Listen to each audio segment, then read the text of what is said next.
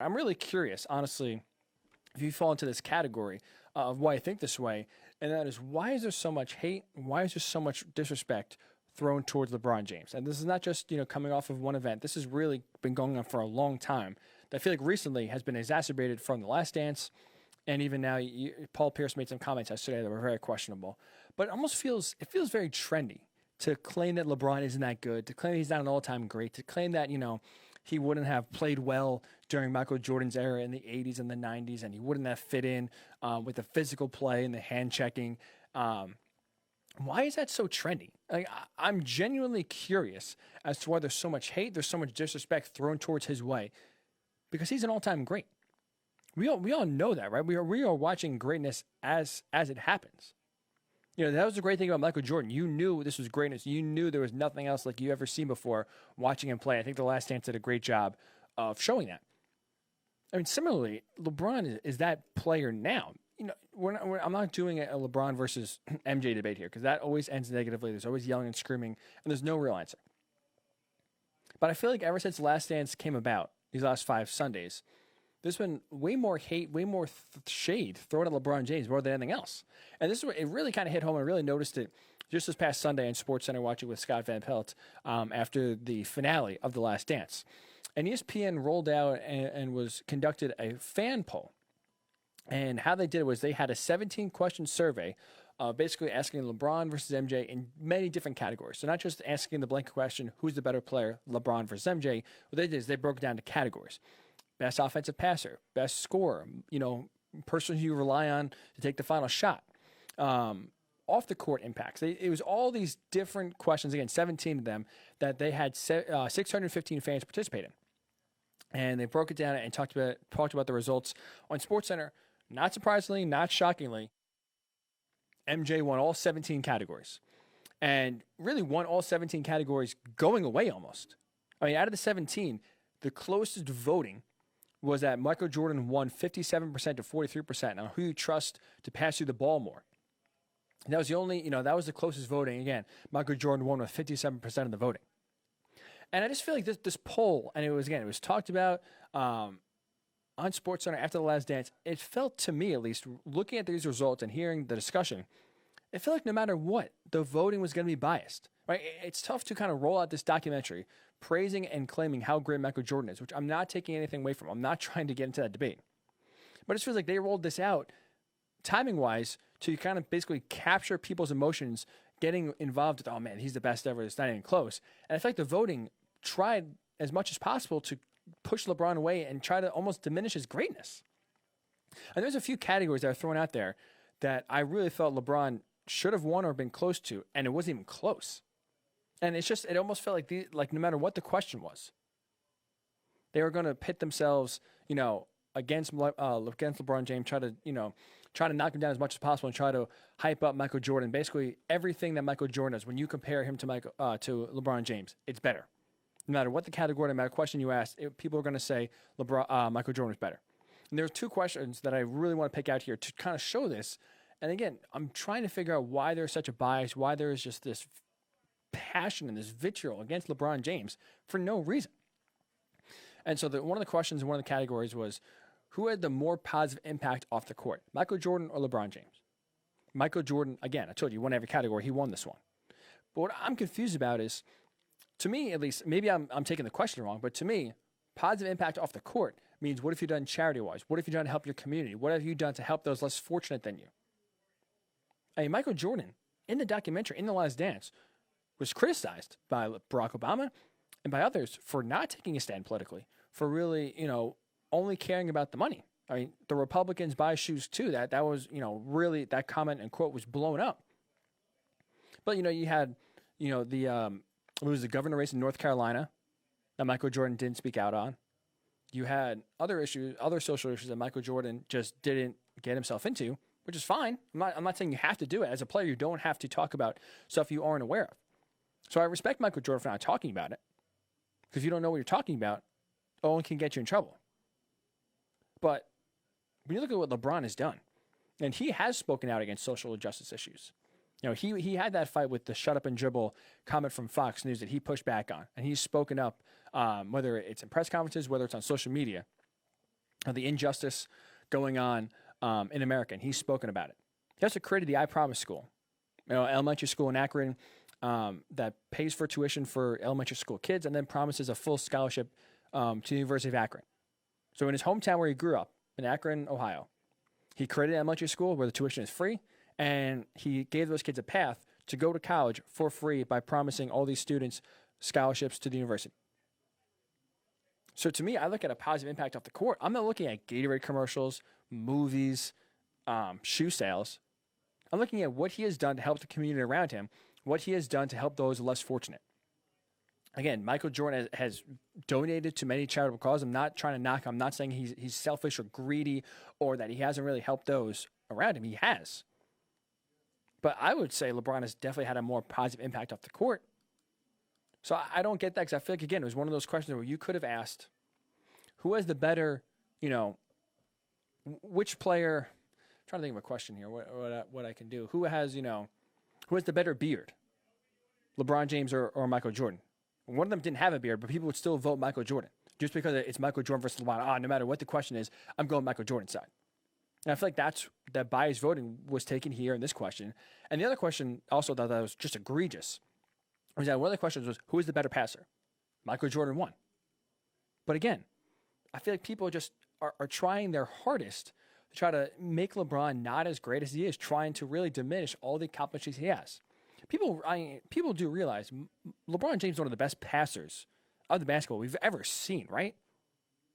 If you don't want to believe it or you want to look at stats to back up, LeBron James has 3,500. That's 3,500 more assists than Michael Jordan. So you want to roll with stats? Sure, I'll roll with stats. And you have 3,500 more assists and counting. I would say you're the better passer. I would. LeBron's one of the best passers of the NBA we've ever seen. So I just feel like this poll, and I feel like SportsCenter and Scott Van Pelt almost did this, kind of exacerbated this.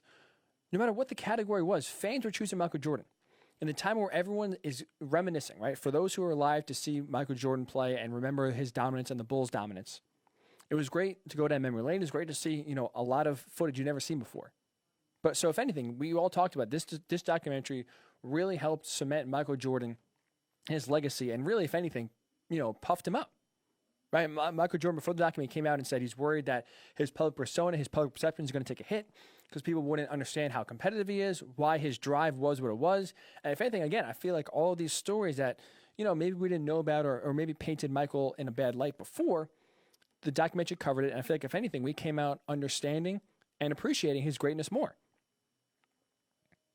So I think when people are caught up in their emotions and thinking like this, no matter what the question you ask, and you run this poll out during now, I think no matter what, people are going to say, oh, man, Michael was way better than LeBron James.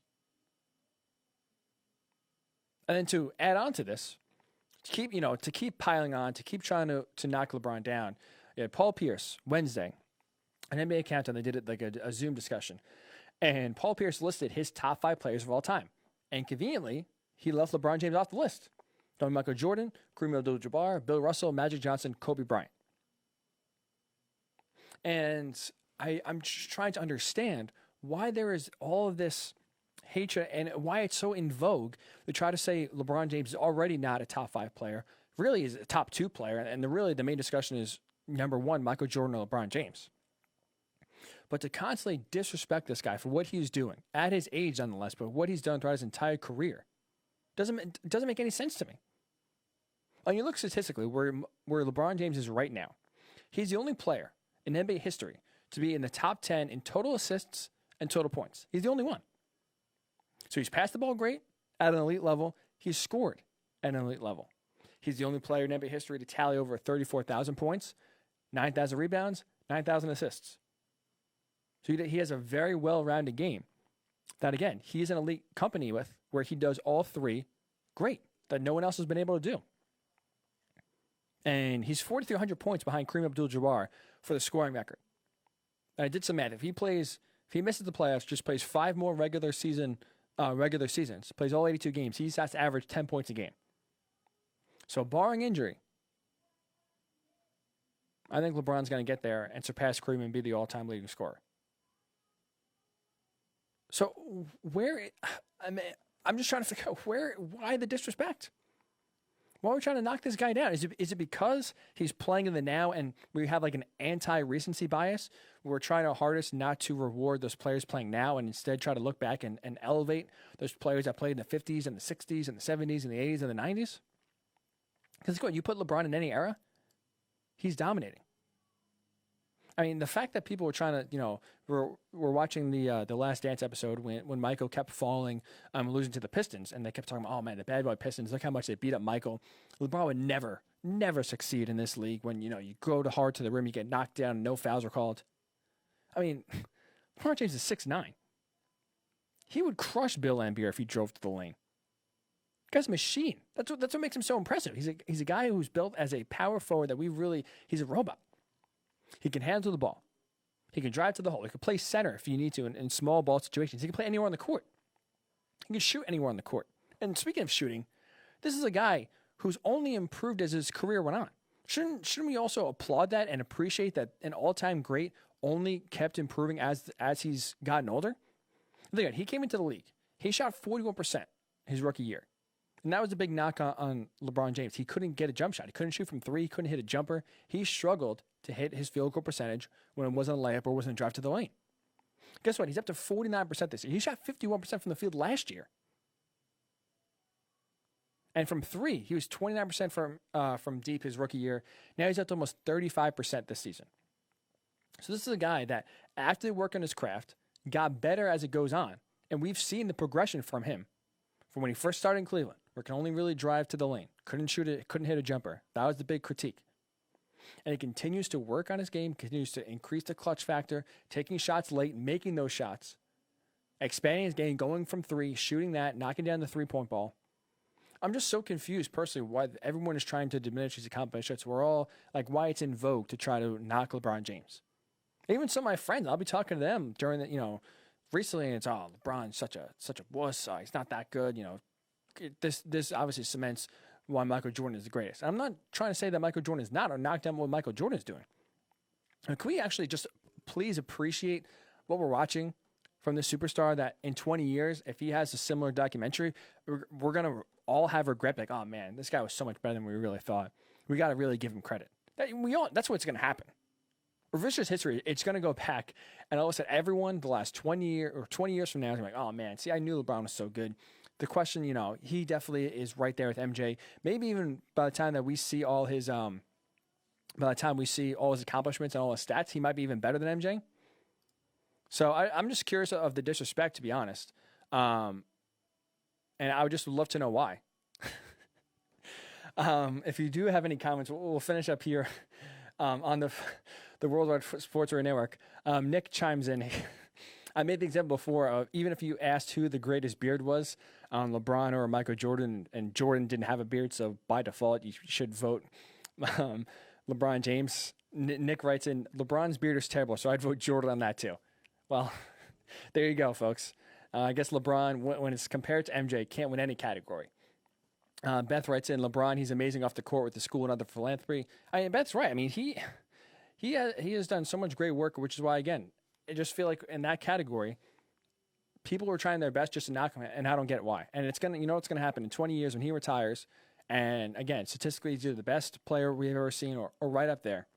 All of a sudden, we're gonna go back and just remember and then talk about, give him the credit he deserves now, but then do it in 20, 30 years from now because we finally kind of digest what's going on. I just don't get why people aren't allowed to appreciate what they're watching now. And is LeBron a little bit of a baby? Sure. A little bit of a drama queen? Sure. Right, with the flopping, maybe he wants the attention too much. You see him on social media. He does a lot of it for attention. Fine. We all have our pitfalls. We all have our downfalls. But to try to, maybe to take that, that disdain or for whatever reason, again, try to just knock him down anytime there's a discussion about his greatness. I just don't get. Paul Pierce obviously is just salty and bitter, but to not even put the guy in the top 5 is just absolutely ridiculous.